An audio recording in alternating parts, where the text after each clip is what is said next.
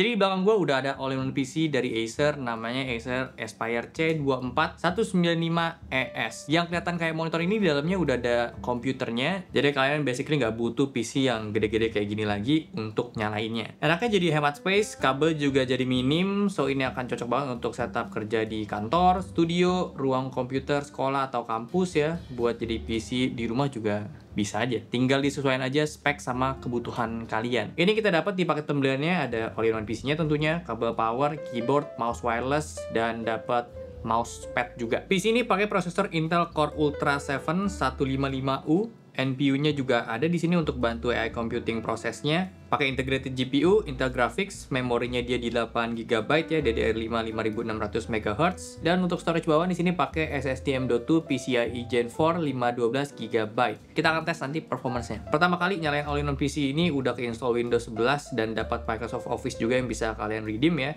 Tinggal pakai aja install app yang kalian perluin dan udah. Jadi plug and play. Gue coba tes untuk I/O ini. Pertama ada dari Cinebench R23, ada 5 kali multi-core, itu dapat skor di 8080 ya, kurang lebih rata-ratanya. Dan yang single core-nya tes 5 kali juga, itu di 1495 poin. Crystal Disk untuk tes dia punya SSD itu dapat speed rate-nya kurang lebih di 4794 rata-ratanya. Dan untuk write-nya di 2580 poin. Ini 5 kali testing juga ya. Untuk game gua tes ada 2, Dota 2 dan Valorant. Dota 2 ini settingan rata kiri dapat 40-50 FPS kalau lagi nggak war. Pas war itu dapat di under 30 FPS ya. Dan untuk tes Valorant ini lebih smooth dibanding Dota, dapat 110-120 FPS. Jadi ini playable banget untuk Valorant. Untuk kerjaan gua ini ngetes export foto RAW dari Lightroom, ada 100 piece foto, kurang lebih tuh butuh waktu 1 menit 52 detik ya. Gue ada tes juga untuk render video di DaVinci Resolve dengan footage 4K 8-bit 420. Gue bikin durasi videonya itu 8 menit dan berhasil dirender dalam waktunya itu kurang lebih di 7 menit 20 detik. Untuk performa edit sendiri ya, ini nggak yang lancar-lancar banget lah ya, scrubbingnya sih bisa.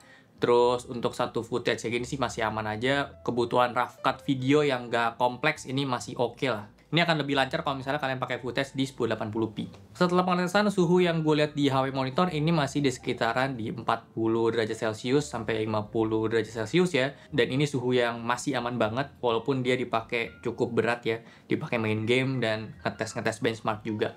Kayak gini lah untuk penampakannya, standnya ini mirip banget monitor ya, gue suka dia bentuknya kotak, jadi minimalis, bisa adjust naik turun dan swivel juga. Saya nggak ada VESA mount, jadi nggak bisa pakai ARM monitor yang biasa. Untuk panel di sini dia pakai layar 24 inch, Full HD IPS panel, 60 Hz. Bedanya sama monitor ini nggak ada pengaturan OS di setting yang secara fisik gitu ya.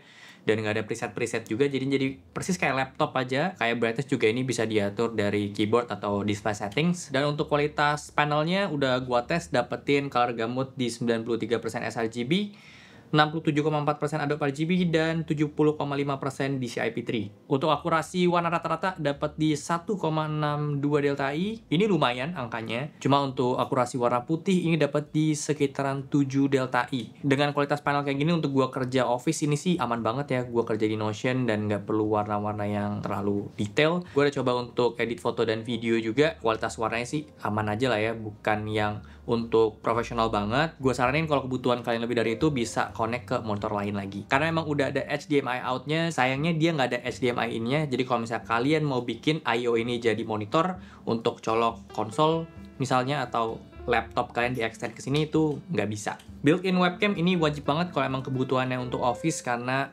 meeting online sekarang udah massive banget ya. Kualitas sendiri dia udah QHD 1440p resolusinya. Ada mikrofonnya juga udah include. Dan kayak gini lah untuk webcamnya. Oke, kayak gini lah untuk hasilnya dari webcam ya Acer AIO C24. Ini udah built-in mikrofonnya ya. Cek. Kameranya 1440p atau QHD dan 60 fps ya. Ini bisa pakai fitur-fitur AI juga ya, dan lancar banget. Ini testing pakai auto framing. Dan nggak nge-lag, penting. High contact. Ada background. Kalau kita nyalain semuanya pun ini aman aja. Dan kalau kita apply fitur-fitur AI ini, NPU-nya pasti kerja. Ya. Karena yang ngerjain ini NPU-nya dia bukan prosesor, jadi ini udah kebagi lah porsi kerjanya. Lanjut di bawahnya nih ada built-in speaker, dan suaranya sih standar aja ya, nggak ada bass-nya sama sekali.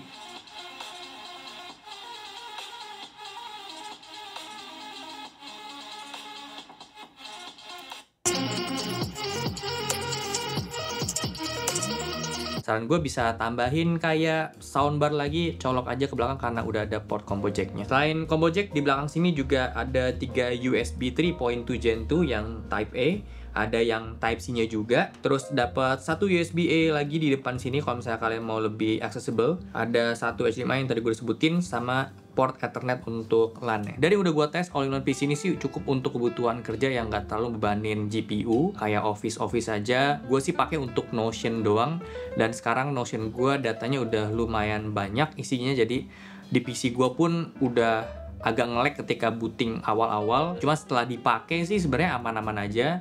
Untuk tampilin database yang memang datanya itu banyak, pas scrolling memang agak nggak smooth ya, agak madet-madet dikit, tapi so far so good. Untuk multitasking gue buka banyak window pakai Notion pun aman aja. Menurut gue sih ini karena gue pilih yang varian 8GB, kalau mau lebih lancar bisa pilih yang 16GB-nya atau bisa upgrade sendiri aja. Jadi tinggal ditambahin aja, ini bisa sampai 32GB. Kesimpulannya ini PC yang memang cocok untuk kalian-kalian yang nggak mau repot ada PC dan monitor secara terpisah, atau nggak mau punya laptop juga. Dengan kebutuhan memang ini akan worth it ketika kalian punya bisnis gitu misalnya dan butuh pengadaan yang cukup banyak. Untuk kantor, sekolah, pakai ini lebih praktis aja sih ya. Dan catatan juga nggak dipakai untuk mobile, jadi ya menetap di satu ruangan aja. Untuk beban kerjaan yang nggak pakai graphics card tentunya ini udah optimal banget. Ditambah konsumsi daya juga dia minim banget ya, jadi akan lebih hemat juga secara cost nantinya. Cuma untuk kayak kita-kita yang end user ini, menurut gue lebih niche aja sih kebutuhannya, karena gue sih ngerasa tetap lebih enak punya laptop ya, karena sewaktu-waktu bisa dibawa tuh lebih oke. Atau mau rakit PC sendiri juga secara performance dan budget akan lebih bagus kita dapetin PC, tinggal invest di monitor Acer juga ada yang 24 inch harga sejutaan doang. Tapi ya balik lagi soal kebutuhannya, pemakaiannya tuh kayak gimana. Buat kalian yang memang tertarik sama all-in-one PC ini, ya untuk kebutuhan bisnis kalian atau kalian mau pakai untuk sendiri juga sebenarnya nggak masalah. Dan udah ada garansi dari Acer juga. Kalian bisa cek semua linknya itu ada di description box. So segitu aja untuk video kali ini. Thank you banget udah nonton. Kalau suka boleh like, share, dan subscribe. Gue Okto, sampai jumpa di video selanjutnya. Terima kasih.